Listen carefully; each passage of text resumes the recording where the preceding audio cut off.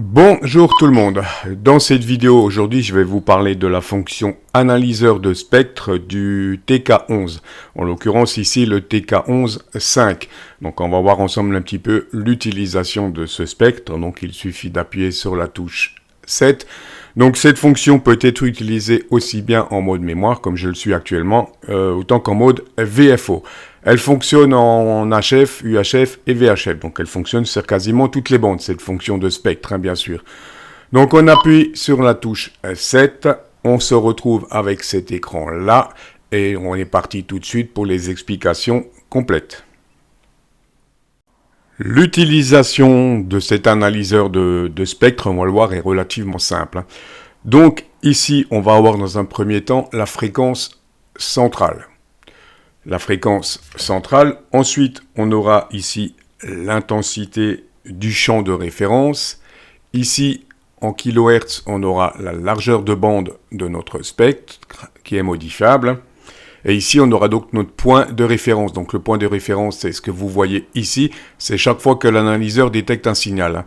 Il va nous mettre le point ici et ce point, on va pouvoir le mémoriser. Et le petit point qui se promène de gauche à droite, comme vous le voyez là, de gauche à droite, c'est tout simplement le scan qui est en train d'analyser donc cette portion de bande.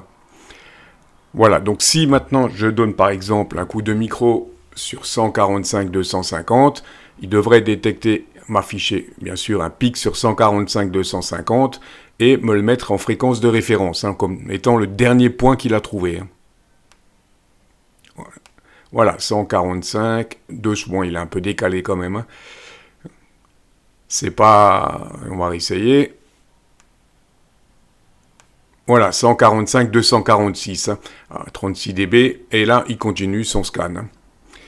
Voilà. Et donc, on aura à chaque fois le point de référence du dernier signal qu'il a trouvé. Voilà. Bon, là, il n'y a pas beaucoup d'activité sur la bande. Je pense que les pics qu'on voit ici, les pics qu'il détecte, c'est peut-être plus des interférences, ici. Donc, voilà pour la fonction. Donc, ici, je vous l'ai dit, on a la fréquence centrale. Donc, on va pouvoir modifier cette fréquence centrale avec le bouton 1 et les flèches. Tout simplement, voilà. Je reviens sur 145-250, exit pour sortir. Le principe reste le même pour les autres fonctions, vous allez tout pouvoir modifier. Donc, ici, le R, on appuie sur la touche 2, et c'est modifiable également. Voilà. Exit. Ce qui est intéressant surtout, c'est la touche 3, vous allez pouvoir modifier la largeur de bande du scope ici. Voilà, donc là on a 128 kHz de bande avec la fréquence centrale, je vous rappelle 145-250, et ça on va donc pouvoir le modifier.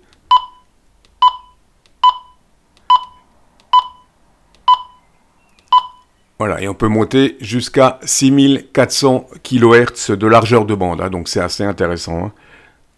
Et on revient en arrière. Sur 128 kHz. Exit.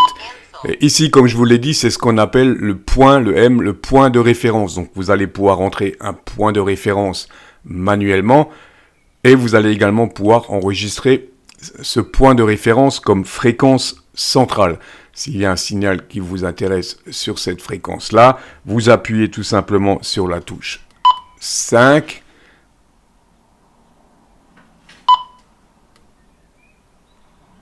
Et comme vous l'avez vu ici,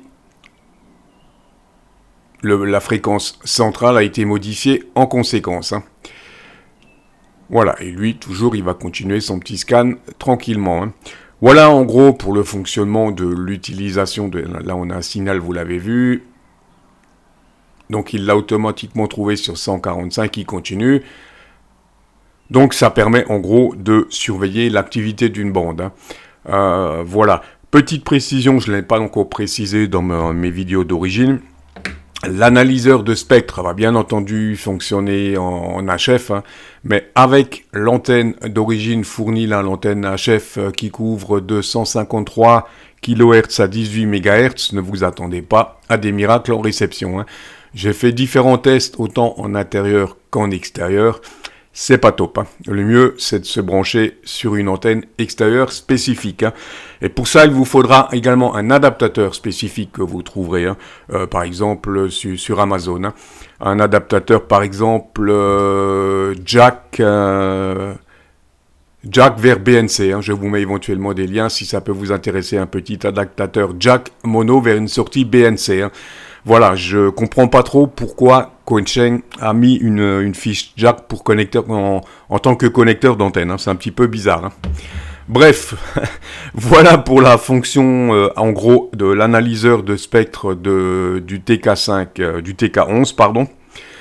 N'hésitez pas à me dire en commentaire ce que vous en pensez et si la vidéo vous a intéressé, n'hésitez pas bien sûr à laisser vos likes. Sur ce, je vous dis 73 et à très vite.